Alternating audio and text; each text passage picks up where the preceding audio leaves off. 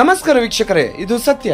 ನಮೀಬಿಯಾ ತನ್ನ ಬರಪೀಡಿತ ರಾಷ್ಟ್ರೀಯ ಉದ್ಯಾನವನಗಳಲ್ಲಿ ದೊಡ್ಡ ಪ್ರಮಾಣದ ಕೊಲ್ಲುವ ಕಾರ್ಯಾಚರಣೆಯನ್ನು ಕೈಗೊಳ್ಳಲು ಸಿದ್ಧವಾಗಿದೆ. ಅಲ್ಲಿ 83 ಆನೆಗಳು, 30 ಹಿಪ್ಪೋಗಳು, 100 ಎಲ್ಯಾಂಡ್ಗಳು ಮತ್ತು 300 ಜೀಬ್ರಾಗಳು ಸೇರಿದಂತೆ 700ಕ್ಕೂ ಹೆಚ್ಚು ಪ್ರಾಣಿಗಳನ್ನು ಕೊಲ್ಲಲಾಗುತ್ತದೆ. ಮೇಯಿಸುವಿಕೆಯ ಒತ್ತಡವನ್ನು ನಿವಾರಿಸುವ ಮತ್ತು ಈ ಪ್ರದೇಶಗಳಲ್ಲಿನ ಸೀಮಿತ ನೀರಿನ ಸಂಪನ್ಮೂಲಗಳನ್ನು ನಿರ್ವಹಿಸುವ ಅಗತ್ಯದಿಂದ ಈ ನಿರ್ಧಾರವನ್ನು ನಡೆಸಲಾಗಿದೆ. ಕೊಲ್ಲಲ್ಪಟ್ಟ ಪ್ರಾಣಿಗಳ ಮಾಂಸವನ್ನು ದೇಶದಲ್ಲಿ ದುರ್ಬಲ ಸಮುದಾಯಗಳನ್ನು ಬೆಂಬಲಿಸಲು ಬಳಸಲಾಗುತ್ತದೆ. ನಮೀಬಿಯಾದ ಪರಿಸರ, ಅರಣ್ಯ ಮತ್ತು ಪ್ರವಾಸೋದ್ಯಮ ಸಚಿವಾಲಯವು ಉದ್ಯಾನವನಗಳಲ್ಲಿ ಲಭ್ಯವಿರುವ ವಿರಳ ಸಂಪನ್ಮೂಲಗಳೊಂದಿಗೆ ವನ್ಯಜೀವಿ ಜನಸಂಖ್ಯೆಯನ್ನು ಸಮತೋಲನಗೊಳಿಸಲು ಪರಿಸರ ವ್ಯವಸ್ಥೆಯ ಸುಸ್ಥಿರತೆಯನ್ನು ಖಾತ್ರಿಪಡಿಸಿಕೊಳ್ಳಲು ಈ ಕೊಲ್ಲುವಿಕೆ ಅಗತ್ಯ ಎಂದು ಹೇಳಿದೆ. ಈ ನಿರ್ಧಾರವು ವಿವಾದವನ್ನು ಹುಟ್ಟುಹಾಕಿದೆಯಾದರೂ ಬರಗಾಲದಿಂದ ತೀವ್ರವಾಗಿ ಪ್ರಭಾವಿತವಾಗಿರುವ ಪ್ರದೇಶದಲ್ಲಿ ವನ್ಯಜೀವಿ ಸಂರಕ್ಷಣೆ ಮತ್ತು ಸಂಪನ್ಮೂಲ ನಿರ್ವಹಣೆಯ ನಡುವಿನ ಸಮತೋಲನವನ್ನು ಕಾಯ್ದುಕೊಳ್ಳುವ ಕ್ರಮವಾಗಿ